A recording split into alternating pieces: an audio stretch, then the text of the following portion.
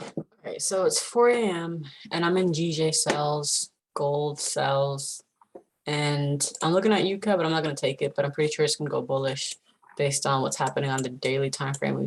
We're in dire need of a retracement, like dire need. So minimum, if you're trading UCAD, you could take it up to here. You got some confluence in this area too. And since we have a whole bunch of news today, hope you can see this, there's a really good chance that prices can continue to push bullish. Now with gold, with GJ now, so you understand we're making higher highs, higher lows, higher highs. So we can actually type in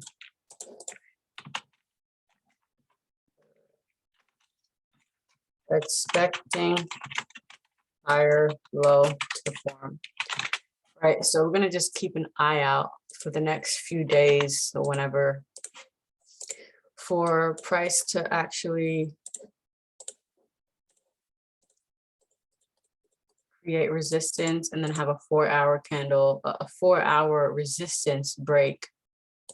So we can then continue bullish to this level, right? So this is a massive projection, but so this is like the overall story, but what we're focusing on right now is the fact that the 4-hour structure is bearish, bearish, bearish, bearish, right? So we're making lower lows and lower highs. And I didn't get, did I get this entry? No, I don't think I got the sell entry from here because what even happened? Ideally, I would have taken it after this 15-minute engulfing, but I stopped using 15-minute engulfings for a second. The entry that I ended up getting, I took a small buy scalp from here because I saw this higher low forming and I was like, it's not about to, that's what happened. I was in a sell, right? I was in a sell, but when I saw price start to get all wicky, right? I understood that this was a daily time frame, that this was a daily support,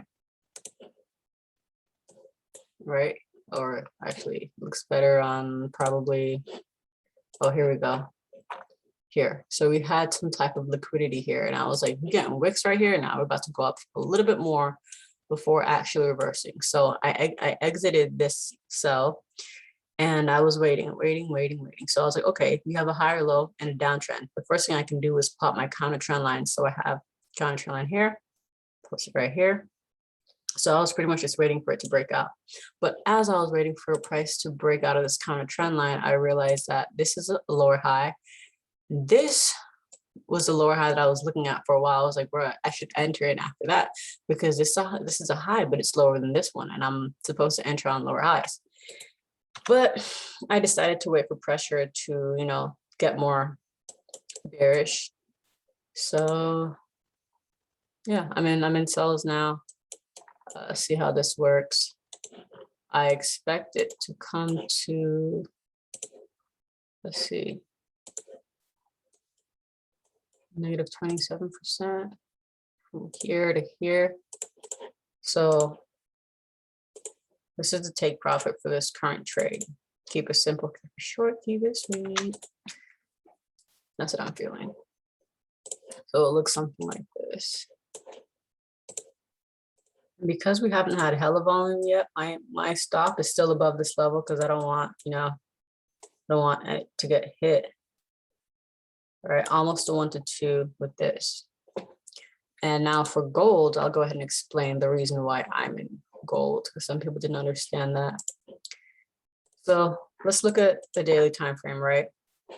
We understand that we are, well, currently we're making a low, made a higher low, made a higher low, we made a higher low. Now you gotta understand that price is actually making lower highs in the process. So on the weekly time frame, you can see that you have a lower high compared to this. We have lower highs, and when this past weekly candle closed, I was like, okay, this is another lower high. So we had all that confirmation on the weekly structure. So going to the daily now, the only thing I'd be wanting to look for is a break of support. Damn, let me get a new.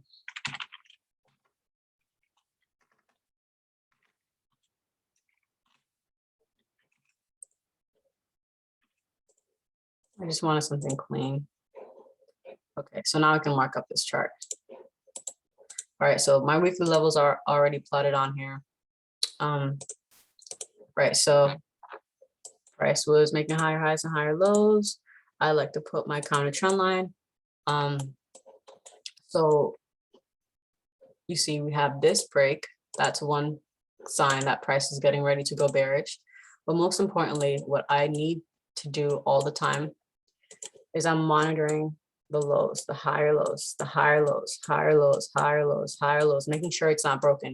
So I'm really vigilant when we start coming to these weekly areas, especially if we're making lower highs on the weekly time frame. So it wasn't until this moment that price finally confirmed to me that we were gonna go bearish, right? And so I'm like, okay, cool, we have the break. So we have the break. Now the next thing I need to do is look for, well, actually this was a confirmation of the break. I didn't enter here, I was more so entering here. But so this was a break. This made the break of structure valid. So we have the lower highs, hella exhaustion, and we have a lower low, right? So I already know after price makes a lower low, we're gonna wanna look for a lower high. Now you see, trace to 78.6. Now what was happening in this area, so we're already in the weekly level, and I'm like looking for areas of exhaustion. And it's at this point, okay, cool. So I actually had another trend line here, again, doing the same thing, tracking the pressure. So trend line, and I'm also waiting for what? I'm waiting for support to break. So on the 1 hour time frame, I'm seeing, okay, higher lows, higher lows. And it's like, this is a higher low in a way, but I didn't consider it because it was more so just making support than a higher low. So I was like, okay, cool, this is a higher low. But on the 30-minute, I definitely was looking, right? I was like, you know, this is kind of a break, right? This is kind of a break. On the 30-minute, we already have the 4 hour in our favor. So you don't have to be scared about taking 30-minute breaks. So when price came up here, I was like, well, you know what we have a slowing down of momentum, because if price was still very bullish, we wouldn't have had all this exhaustion. We never broke above this previous resistance level. So I was like, okay, cool, perfect opportunity to enter into buys. And I realized that this was some type of exhaustion area. So I was like, yeah, I'm gonna mark that off. And then pretty much, you know, just start to zoom in even closer. Higher lows, higher lows. I can put this here if I want to. But pretty much when price broke out of both counter trend lines, I'm like, okay, we see all of this. We see this is after a minor break, right? Stop. Price still is not passing above this level, so we have nothing to worry about. It was when price came up here, boom, I entered. I was already in some entries down here, but pretty much I'm just waiting for price to continue bearish.